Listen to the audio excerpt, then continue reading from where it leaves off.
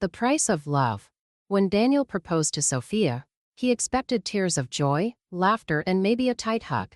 Instead, she looked at the ring, then at him, and said, "I need a luxury car and $8,000 a month. Otherwise, I'm leaving." The words hung between them, sharp and absolute. Daniel chuckled nervously, waiting for a smile, a wink, some sign she was joking. But her face remained serious.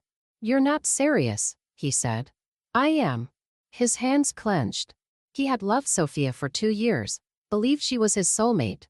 But standing there, in the middle of their engagement dinner, he felt a chill settle in his chest. "You're saying our future depends on money?" "Daniel, I have standards," she said, as if explaining basic math.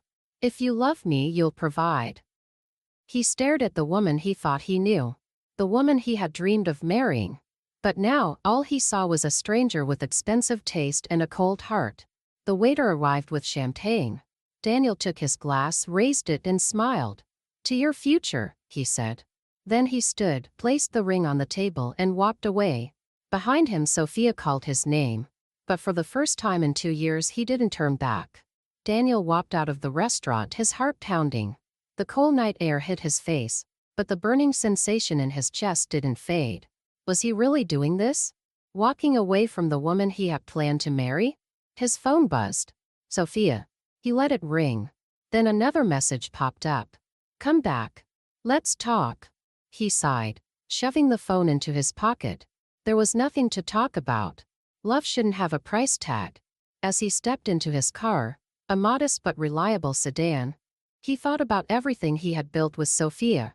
The late-night talks, the trips, the whispered dreams about a shared future. Were they all just illusions? The next morning, Daniel woke up to dozens of messages from mutual friends. Some were neutral, some supportive, and some, well, not so much. "Dude, what the hell happened? Bro, you dodged a bullet. She's telling everyone you humiliated her." He sighed. It didn't matter what she said. Truth had a way of surfacing. Then one message caught his eye. It was from Sophia's best friend, Mia. "She's devastated. Said you embarrassed her in front of everyone. She's crying nonstop." A pang of guilt hit him. Despite everything, he had loved Sophia. He didn't want to hurt her. But had she ever considered how her ultimatum had made him feel? Daniel walked out of the restaurant, his heart pounding. The cold night air hit his face, but the burning sensation in his chest didn't fade. Was he really doing this? Walking away from the woman he had planned to marry? His phone buzzed. "Sophia." He let it ring. Then another message popped up. "Come back. Let's talk." He sighed, shoving the phone into his pocket. There was nothing to talk about. Love shouldn't have a price tag. As he stepped into his car, a modest but reliable sedan, he thought about everything he had built with Sophia. The late-night talks, the trips, the whispered dreams about a shared future. Were they all just illusions? The next morning, Daniel woke up to dozens of messages from mutual friends. Some were neutral, some supportive, and some, well, not so much. "Dude, what the hell happened? Bro, you dodged a bullet. She's telling everyone you humiliated her." He sighed. It didn't matter what she said. Truth had a way of surfacing. Then one message caught his eye. It was from Sophia's best friend, Mia. "She's devastated. Said you embarrassed her in front of everyone. She's crying nonstop." A pang of guilt hit him. Despite everything, he had loved Sophia. He didn't want to hurt her. But had she ever considered how her ultimatum had made him feel?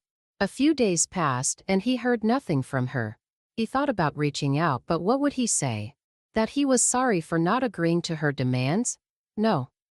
He was sorry that their love had turned into a transaction, but not for walking away. One evening, as he sat in his apartment staring at the engagement ring still sitting in its velvet box, there was a knock at his door. When he opened it, Sophia stood there, her eyes red, her arms crossed. "Can we talk?" He hesitated, then stepped aside. She walked in and stood in the center of the room, looking around as if seeing his apartment for the first time. It wasn't extravagant, but it was home. "I didn't mean to hurt you," she said finally. "Then why did you say what you said?" he asked. I need security. I need to know that we won't struggle. I've seen too many relationships fall apart because of money problems." He exhaled, running a hand through his hair. "And you think love should be bought?" She shook her head. No, but it helps. If I lost my job tomorrow, would you stay? She looked away, and in that moment he had his answer. Silence stretched between them. She finally met his eyes. I love you, Daniel. But I also love stability.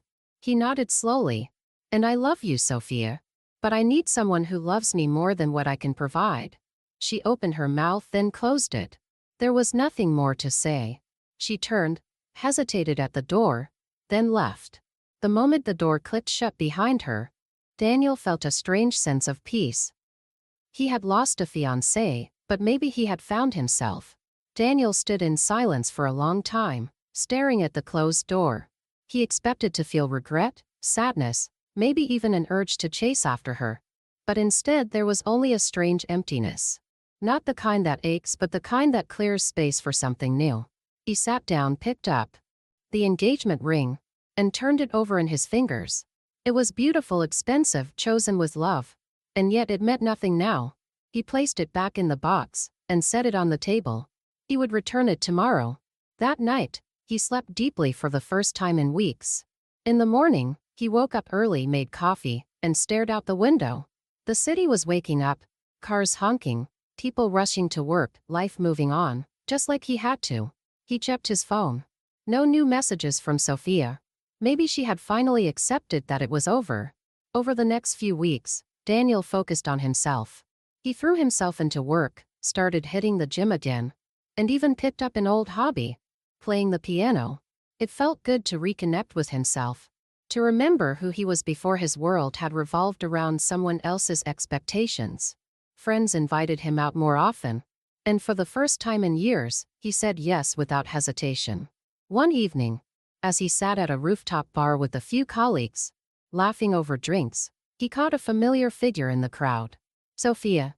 She was dressed in an elegant outfit, sitting at a table with a man in an expensive suit. He watched as she laughed, leaned in closer to him, her hand resting lightly on his arm.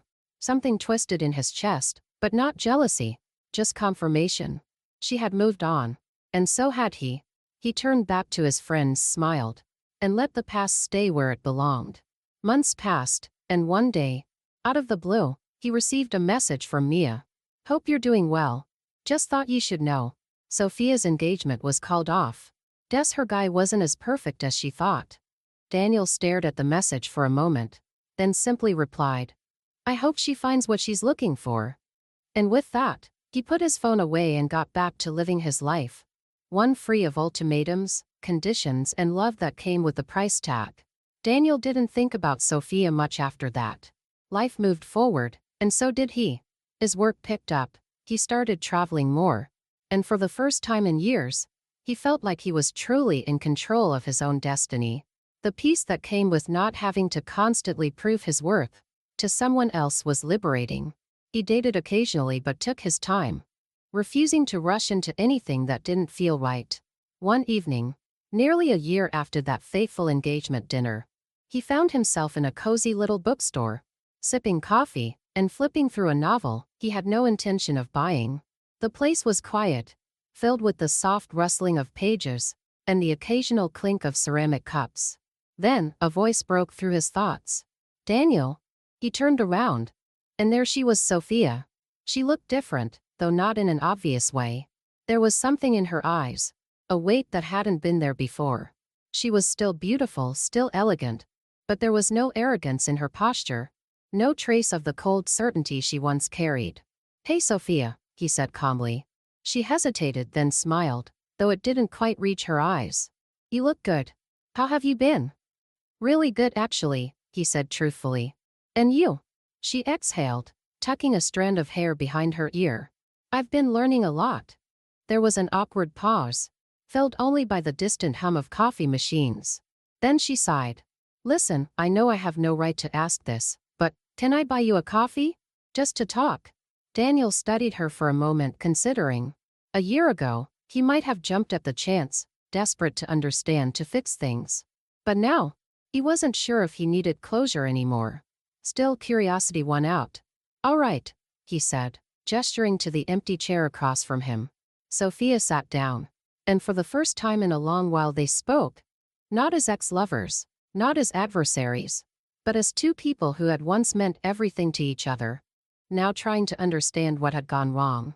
And maybe, just maybe, finding a way to move forward, not together but at peace. Sophia stirred her coffee slowly, as if searching for the right words in its swirling surface. Daniel watched her, waiting, patient but not invested. He had nothing to lose now. "I've thought about that night a lot," she finally said, her voice softer than he remembered. "About what I said. About how I hurt you." He took a sip of his drink, keeping his expression neutral. "And what do you think now?" She sighed, tapping her fingers lightly against the cup. "At the time, I thought I was just being practical. I grew up watching my parents fight about money constantly. I swore I'd never end up like that. I thought, if I set my expectations early, I'd be protecting myself." She hesitated before adding, "But I see now that I wasn't asking for security. I was putting a price on love." Daniel exhaled slowly, nodding. "Yeah." She met his gaze. "I didn't appreciate what we had. I was so focused on what I thought a perfect future should look like, that I didn't see what was right in front of me. And I lost you because of it." There was a time when hearing those words would have cracked something inside him, would have made him want to take her back, to believe that things could be different. But now, he just felt calm. "I loved you," he admitted, his voice steady. "But love can't survive conditions. And honestly, I'm glad it happened. It taught me what I really want, and what I won't accept." Sophia looked down, nodding slightly. "I understand." They sat in silence for a moment, sipping their coffee. Two people who had once been everything to each other, now just memories of what could have been. Finally she smiled, a real unforced smile. "You seem happy, Daniel." "I am." She exhaled, a soft chuckle escaping her lips. "I'm happy for you." And just like that, the last thread tying them together unraveled. "No bitterness, none bittering resentment. Just understanding." As they parted ways outside the cafe, Sophia hesitated. "Maybe someday we'll see each other again?" Daniel smiled, but there was no longing in his expression. Just peace. "Maybe." Then he turned and walked away. Not because he was running from the past, but because the future was waiting. As Daniel walked away from the cafe, he felt a strange sense of closure, like the last chapter of an old book had finally been written. There was no pain, no lingering what-ifs, just the quiet satisfaction of knowing he had made the right choice. He didn't look back. Life continued as it always did. Weeks turned into months, and with each passing day, the memory of Sophia became less significant. Not erased, but no longer heavy. He threw himself into work, finally landing the promotion he had been eyeing for years. He traveled, exploring places he had once only dreamed of visiting. He deepened friendships that had faded when he was too caught up in his past relationship. One evening, while attending a business conference in Paris, Daniel found himself at a rooftop bar, overlooking the Seine. The city was alive, glowing with golden lights, and for the first time in a long time he felt completely present. No regrets, no ghosts of the past, just him in the moment. As he sipped his drink, a woman sat down beside him. She was reading a book, completely absorbed, unaware of anything else around her. Something about her intrigued him. Not her looks, though she was beautiful, but the way she seemed content in her own world, unbothered by anyone's expectations. After a while she glanced up and caught him watching. Instead of looking away shyly or offering some rehearsed flirtation, she simply smiled. "You know it's rude to stare," she teased. Daniel chuckled. "I wasn't staring. Just admiring someone who seems to really enjoy a good book." She closed it slightly, showing him the cover. "It's Hemingway. How could I not? A classic," he said, raising his glass. "To good books and unexpected conversations." She clinked her glass against his, amusement flickering in her eyes. "I'll drink to that." And just like that, a new chapter began. They talked for hours, the conversation flowing effortlessly. Her name was Isabel, Spanish by birth, but she had spent the last decade traveling the world, working as a freelance journalist. She had stories about wandering through the markets of Marrakesh, getting lost in the streets of Kyoto, and dancing in the rain during a monsoon in India. She spoke with a passion that was infectious, her hands moving as she described the places she'd been, the people she had met. Daniel found himself captivated, Not just by her words but by the way she lived. She wasn't chasing wealth or status, and she didn't measure life by material success. She measured it in experiences, in moments, in the stories she could tell. At one point, she tilted her head and studied him. "You look like someone who's been through something," she said thoughtfully. He smirked. "Haven't we all?" "True," she admitted. "But yours? It feels like you've let go of something heavy." He nodded slowly, realizing how right she was. "I have." She smiled, as if she understood without needing any further explanation. "Good. That means you're ready for something new." Daniel wasn't sure what that meant yet, but for the first time in a long time, he wasn't afraid to find out. Over the next few days they kept running into each other. A chance meeting at a cafe. A shared taxi to the same part of town. A mutual appreciation for late-night walks along the Seine. Every time the conversations grew deeper, the connection stronger. On his last night in Paris, they stood on a bridge overlooking the river, the city lights reflecting on the water. "So what happens now?" she asked, her voice light but with an undertone of curiosity. Daniel exhaled, looking out at the city. "I don't know," he admitted. "But I think I'm done planning every step. Maybe it's time to just see where life takes me." Isabelle smiled. "Good answer."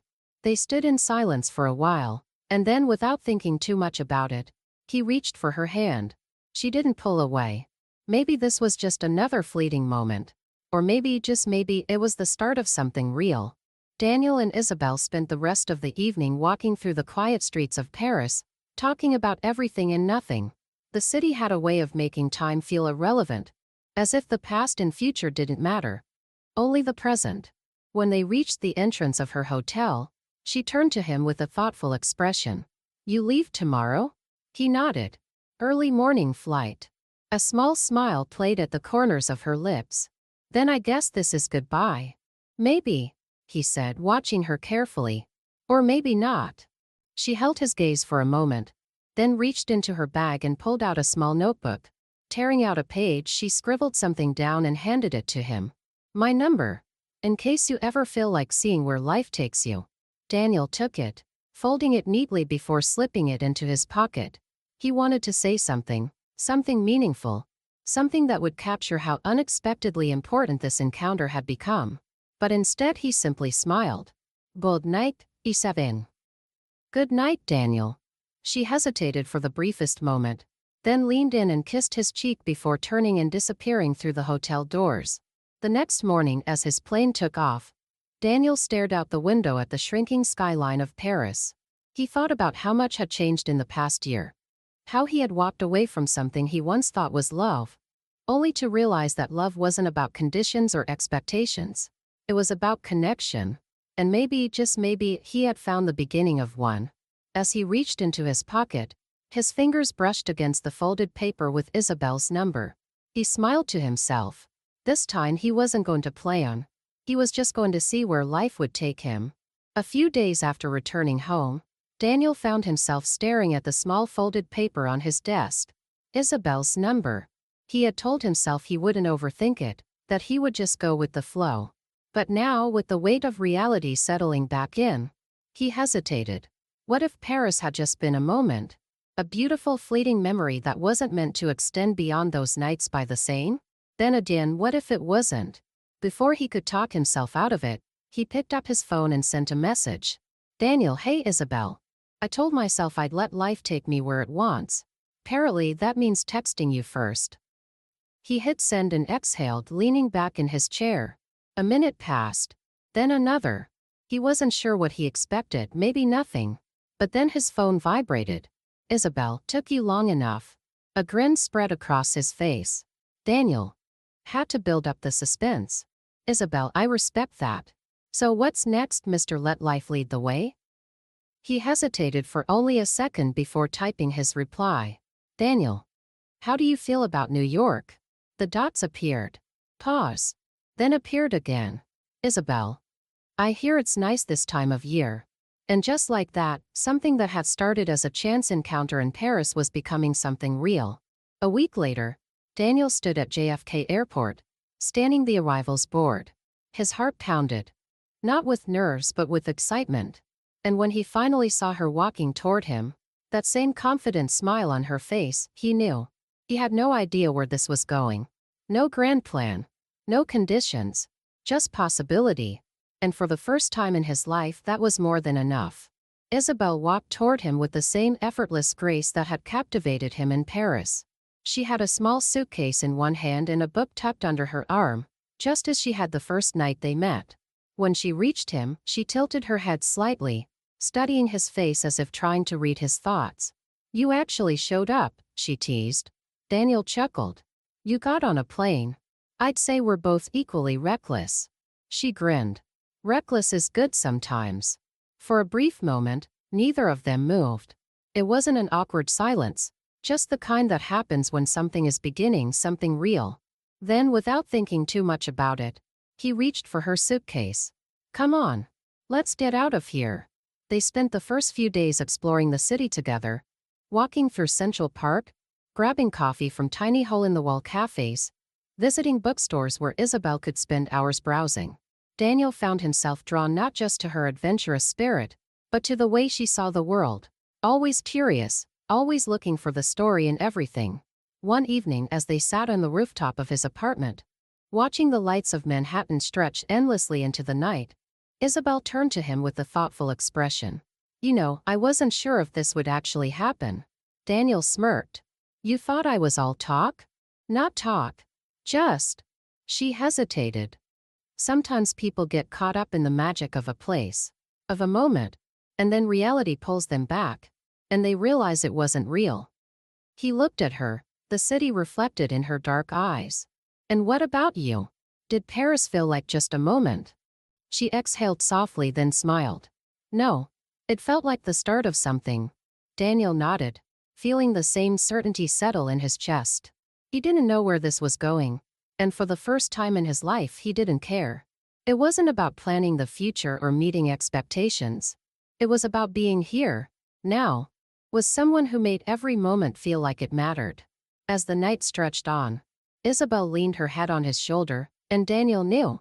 He had spent so long chasing the idea of love that he almost missed the real thing. And this quiet, effortless connection was worth more than any condition, any ultimatum, any perfectly planned life. Maybe love wasn't about knowing exactly where you were going. Maybe it was just about choosing to go together.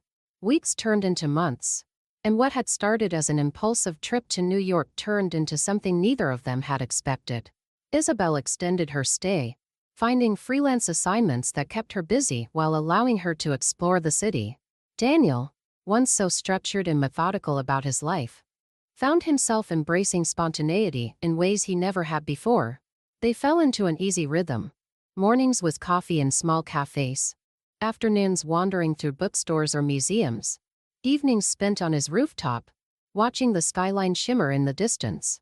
There was no pressure, no demands, no ultimatums, just two people learning each other's worlds piece by piece. One night, as they walked along the Brooklyn Bridge, the cold wind biting at their faces, Isabel stopped suddenly. "Okay," she said, turning to face him. "I have a question." Daniel raised an eyebrow. "That sounds serious." "It is." She tucked her hands into her coat pockets. "Do you ever think about the future?" He smiled. "I think about a lot of things. The future is one of them." "Okay, but do you think about our future?" He looked at her carefully, realizing this wasn't just a casual conversation. This was one of those moments, the ones that define what comes next. "Yeah," he admitted. "I do." She exhaled, nodding slightly. And, he took a deep breath, choosing his words carefully. "I don't have a perfect plan. I don't know what next year looks like, or the year after that. But I know that right now this," he gestured between them, "feels right.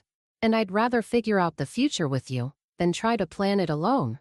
For a moment, she just stared at him, the wind tugging at her hair. Then, a slow smile spread across her lips. "Good answer." Daniel chuckled. "I try." She reached for his hand, lacing her fingers through his. "I don't need a perfect plan either. I just need to know that we're moving forward. Together." "We are," he promised. And just like that, the question that had once unraveled his life, the question of what love should be, felt simple. It wasn't about money, or conditions, or grand expectations. It was about choosing someone, every day, even without knowing exactly where the road would lead. As they continued walking, the city stretched out before them, full of possibility. And for the first time in a long time, Daniel wasn't afraid of the unknown. Because whatever came next, he wasn't facing it alone. The days continued to blur into weeks, then months. And before Daniel knew it, nearly a year had passed since that night in Paris, when he had first met Isabel. What had begun as a fleeting connection had grown into something steady, something real. They had settled into a life together. Not in the sense of permanence, but in the way two people choose each other every day, without needing guarantees. One evening, as they sat on the rooftop watching the city below, Isabel spoke without turning to him. "I got an offer." Daniel glanced at her. "An offer?" She nodded, her fingers tracing patterns on the rim of her wine glass. "A job. A big one. A long-term assignment in South America. 6 months, maybe more." A beat of silence passed between them. He knew what this meant. Isabel had never been the kind of person to stay in one place forever. She was a traveler, a seeker. That's what had drawn him to her in the first place. But now, the idea of waking up without her next to him felt wrong. "When would you leave?" he asked. 2 weeks. He exhaled slowly, nodding. "That soon?" She finally turned to him, her expression unreadable. "I don't want to lose what we have."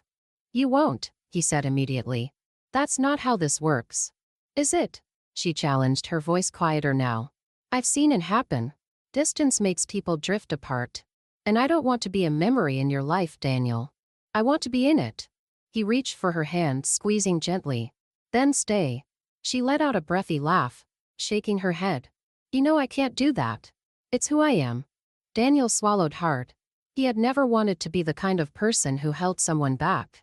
But he also couldn't pretend this didn't hurt. "So what do we do?"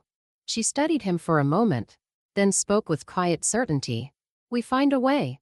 And just like that, the fear that had been creeping into his chest loosened. Because that was the difference between this love and the one he had almost settled for before. There were no ultimatums, no impossible expectations. Just two people choosing each other, even when it was hard. Daniel nodded. "We find a way." And as they sat there, the city stretching endlessly before them, he realized something. Love wasn't about making someone stay. It was about making sure they always had a reason to come back. As Isabel rested her head on his shoulder, Daniel felt the weight of the moment settle in. Not as an ending, but as a promise. They would part, they would miss each other, but they would always find their way back. Because love wasn't about holding on too tightly, or demanding guarantees. It was about trust. About knowing that no matter where life took them, they would always choose each other in the end. And that was enough.